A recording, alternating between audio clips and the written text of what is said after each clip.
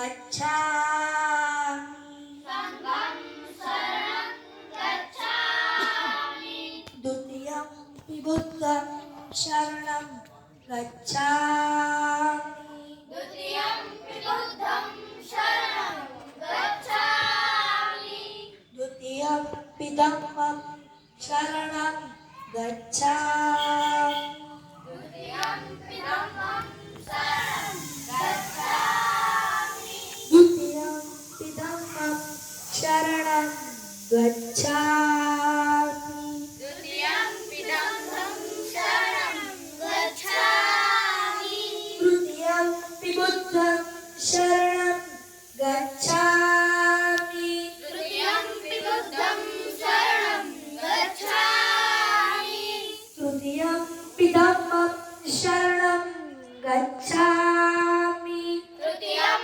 धम्मं शरणं गच्छामि तृतीयं संघं शरणं गच्छामि तृतीयं संघं शरणं गच्छामि पाणातिपाता वैरमणि पाणातिपाता वैरमणि सिक्खापदं समाधियामि सिक्खापदं समादयामि अभिन्नदाना वैरमणि अभिन्नदाना वैरमणि सिक्खापदं समाधियामि सिक्खापदं समादयामि मुषा वादा वैरमणि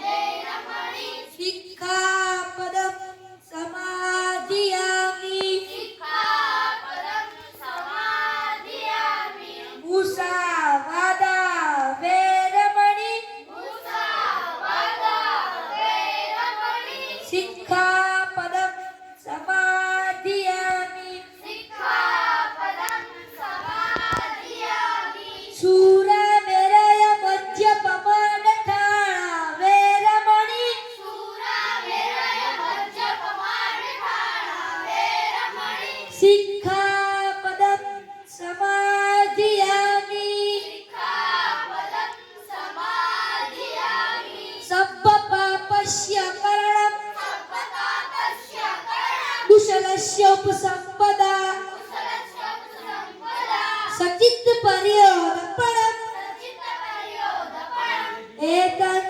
बुद्धानुशासनम् बुद्धानुशासनम् साधु साधु સાધુ આજે હું તમને કહેવા માંગના વિશે જણાવવા જઈ રહ્યો છું કે તેમણે ગળામાં કુડી પાછળ ભાગેથી જાડુ જેપી નો બુદ્ધ જય ભીમ નમો બુદ્ધાય. મારું નામ મનોજ લક્ષ છે. હું ધોરણ 2 માં ભણું છું. હું આજે તમને તથાગત બુદ્ધ વિશે થોડુંક જણાવીશ. તથાગત બુદ્ધનો જન્મ વૈશાખને રાહુલ નામના પુત્રનો જન્મ થયો હતો. એક વખત તેઓ પોતાની સાથી સાથે નગર ચર્ચા નીકળ્યા. નગરમાં જોયું કે દુઃખી રોગી મરણ પામેલ લોકોને જોયા. જે હોય તેમણે દુઃખની અનુભૂતિ થતાં તેમનું મન વિચલિત થઈ ગયું અને દુઃખનું નિવારણ શોધવાના ઉદ્દેશથી તેમણે ગૃહત્યાગ કર્યો. ઘર ફર્યા બાદ તેમણે સાધના કરી. અષ્ટાંગમાંથી આ માર્ગ શોધી માનવ માત્ર એક સમાજ પ્રસારિત કરીશ. જય ભીમ નમો બુદ્ધાય. જય ભીમ નમો બુદ્ધાય. મારું નામ ચિરાગ છે. હું ધોરણ 4 માં અભ્યાસ કરું છું. આજે હું તમને રોહિત વેમુલા અને તેમના 4 સાથીઓ જેના વસ્તીના કેમ્પમાં પ્રવેશના પ્રતિબંધ લગાવીને તેમને સસ્પેન્ડ કરી દેવામાં આવ્યા. યુનિવર્સિટીના આવાજાતીવાદ વધતાથી કંટાળી રોહિત વેમુલાએ યુનિવર્સિટીના સામે જ ખુલ્લા આકાશ નીચે આંદોલન કરવા બેસી ગયા. ડિસ્ટન્સ સેન્ટર દ્વારા તેમને કોઈ હકારાત્મક જવાબ આપવામાં ન આવ્યો. યુનિવર્સિટીના આવાજાતીવાદ વધતાથી કંટાળી રોહિત વેમુલાએ પોતાની જિંદગી ટૂંકાવી લીધી. આ તેમની આત્મહત્યા ન હતી પણ એક દલિત સ્કોલરની સ્થાનિક હત્યાથી બસાયેલું જ કહીશ. જય ભીમ નમો બુદ્ધાય. આજે તમને એવો માણસ જણાવીશ જેમને એવા સમયમાં રસ્તા વચ્ચે મૃત્યુ ફોડતા હતા. એવો મનાય તેમને મહિલા અધિકારોને દરકાર હતા. જાતીય ભેદભાવ દૂર કરવા આંદોલન કર્યું. દક્ષિણ ભારતમાં શુક્રવાર રાવસાહેબ પેરિયા. તેમનો જન્મ 17 સપ્ટેમ્બર 1879 ના ઈરોડ તમિલનાડુમાં થયો હતો. પરણ્યા 10 ડિસેમ્બર 1970 ના વેલોર તમિલનાડુમાં થયો હતો. શુક્રાદેવ રાવસાહેબ પેરિયા એક ભારતીય દાર્શનિક, રાજકારણી અને સામાજિક કાર્યકર હતા. તેમણે પેરિયા જેનોસાઇડ છે સન્માનીય વ્યક્તિ તરીકે ઓળખાય છે. તેમણે જાતિવાદ, મનુવાદી પ્રભુત્વ અને હિન્દુ ધર્મની સમાનતા વિરોધી પ્રથાઓનો ઉગ્ર વિરોધ કર્યો. તેમણે આત્મરત્ન ચળવળ શરૂ કરી અને ડેવિડ કડગર નામની સામાજિક સંસ્થાની સ્થાપના કરી. પેરિયા રાવસાહેબ બુદ્ધિવાદ, સ્વાભિમાન, મહિલા અધિકાર અને જાતિ નાબૂદીના સિદ્ધાંતોના હિમાયતી હતા. તેઓ ધાર્મિક દેખડા અને કર્મકાંડોના કટ્ટર વિરોધી હતા. તેમનું માનવું હતું કે સમાજના ભેદભાવ અને અંધવિશ્વાસનું મૂળ વેદી હિન્દુ ધર્મ છે. તેણે મહિલા અધિકારો અને દલિતો હતા જાતીય ભેદભાવ ઘણા સુધી બંધ કરાવ્યા. પરંતુ યુનેસ્કોએ તેમના નાયક માટે ભયંકર દક્ષિણ ભારતના શુક્રાદેવ રાવસાહેબ પેરિયા તરીકે ઓળખાયા. તેમણે સતી રાબા રાખ્યા હતા, પરંતુ તે તમિલ ભાષામાં હતું અને તમિલ ભાષા ફક્ત તમિલનાડુ લોકોને અર્થ હતી. તે માટે આપણા મહાનાયક લલ્લેશ યાદવે પોતાની 20 વીઘા જમીન વેચી એક ચિંતા કરી હતી અને તમિલ ભાષાને હિન્દીમાં કન્વર્ટ કર્યું. અને લલ્લેશ યાદવ એક અર્થશાસ્ત્રી ઘરના ફલસફી હતા. સલ્યુટ ગાઈસ, હેપી નવ હતા. જય ભીમ નમો બુદ્ધાય. મારું નામ સોલંકી દેવલ છે. હું ધોરણ 5 માં અભ્યાસ કરું છું.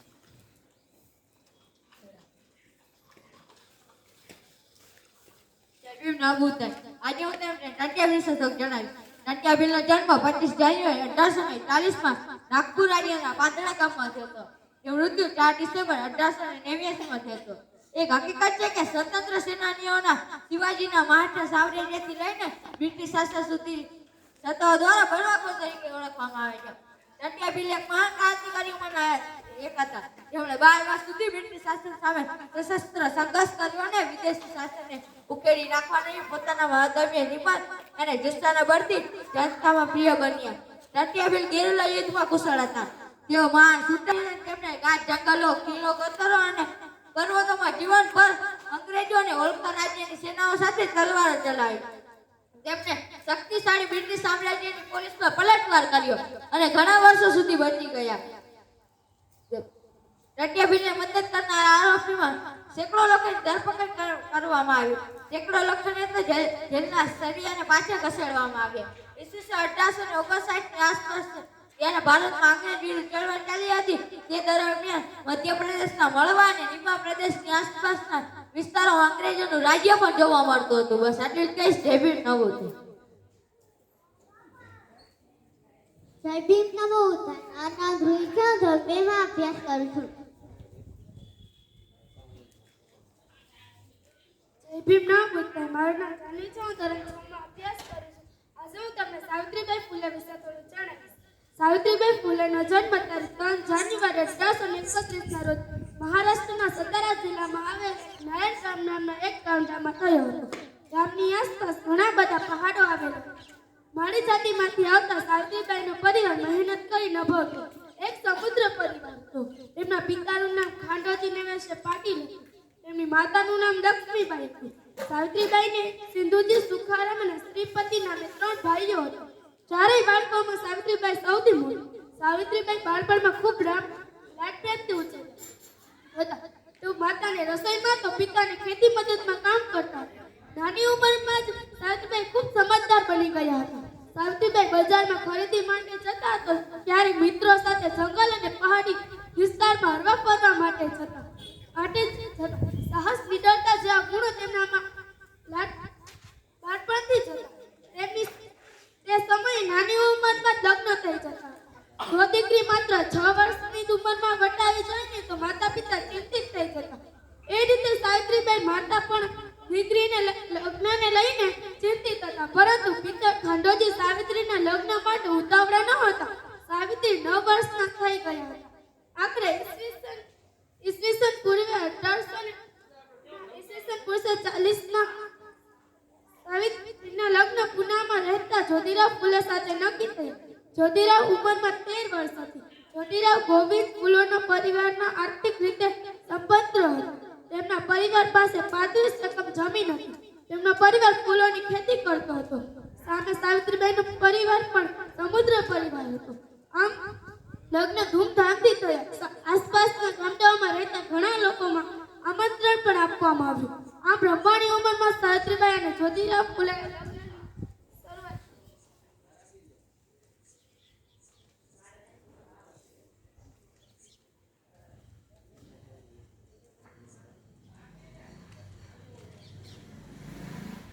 લગ્ન બાદ જ્યોતિરાવ ફૂલે ખેતી કરતા. તેઓ ફૂલોની ખેતી કરતા. આ રીતે તેમણે ઘરની બધી જ જવાબદારીઓ સંભાળી લીધી હતી. સાવિત્રીબાઈને અવનવી વાનગીઓ બનાવવી ખૂબ પસંદ હતી. તેઓ ઘરકામ પૂરું કરીને જ્યોતિરાવને ખેતીમાં મદદ કરવા જતા. સાવિત્રીબાઈ પણ ફૂલોની ખેતી સારી રીતે કરી જાણતા હતા. સાવિત્રીબાઈ રોજ જ્યોતિરાવ ફૂલેને ખેતરે જમવા આપવાનું જતા. એકવાર જ્યોતિરાવ ફૂલેનો જન્મદિન હતો. તો જ્યોતિરાવ ફૂલેને ખેતરે કામ કરી રહ્યા હતા. પરંતુ રોજની જેમ આ વખતે સાવિત્રીબાઈને ભોજન લઈને આવવામાં મોડું થઈ ગયું હતું. જ્યોતિરાવ રાહ જોઈને ખૂબ ભૂખ્યા થયા હતા. પરંતુ સાવિત્રીબાઈ તો પતિ જ્યોતિરાવ જન્મદિવસની ખુશીમાં ઘરે સ્વાદિષ્ટ ભોજન બનાવી રહી હતી. એક પ્રેમળ પત્નીની જેમ સાવિત્રીબાઈ પતિ જ્યોતિરાવ જન્મદિવસને ભૂલ્યા ન હતા. ભોજન તૈયાર થઈ ગયા બાદ તો ખેતરે જવા રવાના થયા. જ્યોતિબા ફૂલે તેમને દૂરથી આવતા જોઈ રાજી થઈ ગઈ.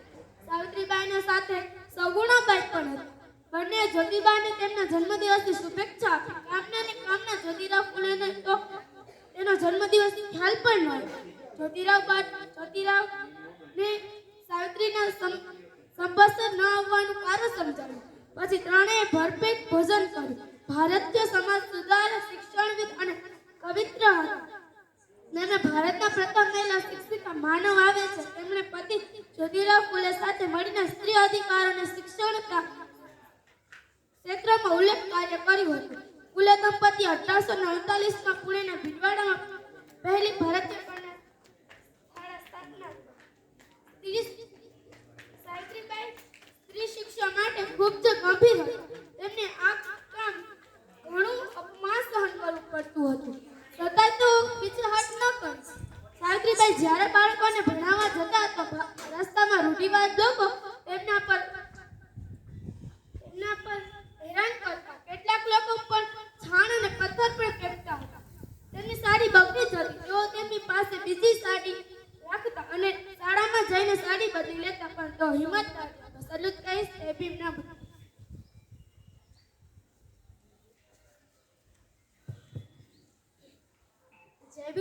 જય ભીમ ના બુદ્ધ. મારું નામ ખુશાલી છે. હું ધોરણ 7માં અભ્યાસ કરું છું. માં હોતી તે પોતાના દીકરાને તો સારું જ ઈચ્છે, પણ તે આખા જગતના દીકરાને સારું ઈચ્છે. તે માતેરામાનો જન્મ 7 ફેબ્રુઆરી 1898માં મહારાષ્ટ્ર મુંબઈમાં થયો હતો. તેમની માતાનું નામ રૂકમણીજી હતું. રૂકમણીજીને પગમાં આંધળી થઈ હતી અને આખા ઘરનો બોજ માતેરામા પર આવી ગયો. તો થોડા સમય પછી તેના મામા મમ્મીના ઘરે રહેવા ચાલી ગયા અને આખા ઘરનો બોજ માતેરામા પર આવી ગયો. તેઓ થોડા સમય પછી ઘરનું કામ સંભાળતા જ્યારે 7 વર્ષના થયા ત્યારે તેમના લગ્નની વાતો થવા લાગી. ત્યારે તેમના લગ્ન 14 વર્ષના બાબા સાહેબ સાથે થયા. ત્યારે તેમના ઘરે રમેશ નામના પુત્રનો જન્મ થયો. તે કાંઈ બીમારીને કારણે મૃત્યુ પામ્યો. ત્યારબાદ ઇન્દુ નામની પુત્રીનો જન્મ થયો. તે જ્યારે બીમાર હતી ત્યારે બાબા સાહેબ વિદેશ હતા અને બાબા સાહેબ માતેરામાને પત્ર લખે છે કે હે રામુ, તારી પાસે 1 રૂપિયા હોય તો મને મોકલને, મારે અહીંયા જરૂર છે. ત્યારે માતેરામાની આંખોમાં આંસુ આવી જાય છે અને પથારીમાં પડેલી ઇન્દુને જુએ છે અને આવેલા પત્રને જુએ છે. જે ઇન્દુની સારવાર માટે પૈસા ભેગા કર્યા હોય છે તે બાબા સાહેબને વિદેશ મોકલે છે અને ઇન્દુ મૃત્યુ પામે છે. ત્યારબાદ ગંગાધર નામના પુત્રનો જન્મ થાય છે. તે પણ કાંઈક આ બીમારીને કારણે મૃત્યુ પામે છે. ત્યારબાદ જ્યારે રાજરત્નનો જન્મ થાય છે ત્યારે બાબા સાહેબ તેને ઉછાળીને કહે છે કે હે રામુ, તું જોજો, આ રાજરત્નને ભારત દેશનો રાજા બનાવીશ. તેણે ભારત દેશની ગાદી પર બેસાડીશ. અને જ્યારે રાજરત્ન મૃત્યુ પામે છે ત્યારે માતેરામા ક્રોધિત થઈને બાબા સાહેબને કહે છે, તમે તો કહેતા હતા ને કે રાજરત્નને ભારત દેશનો રાજા બનાવીશ. તેણે ભારત દેશની ગાદી પર બેસાડી. અને બાબા સાહેબને માતેરામા કહે છે, તમારી પાસે 1-2 રૂપિયા હોય તો મને આપો ને, મારા પુત્રને છેલ્લી ભેટ કફન ઓઢાડવી છે.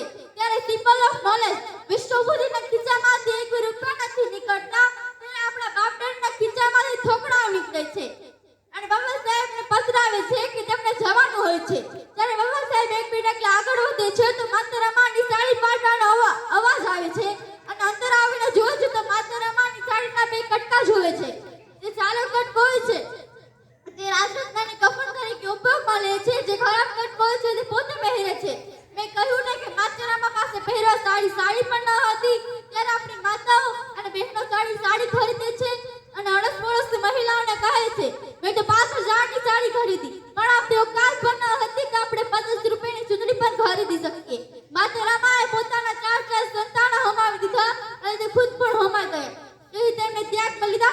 ભગવાનની મૂર્તિ કહીએ છીએ. બસ આટલું જ કહીશ. જય ભીમ નમો.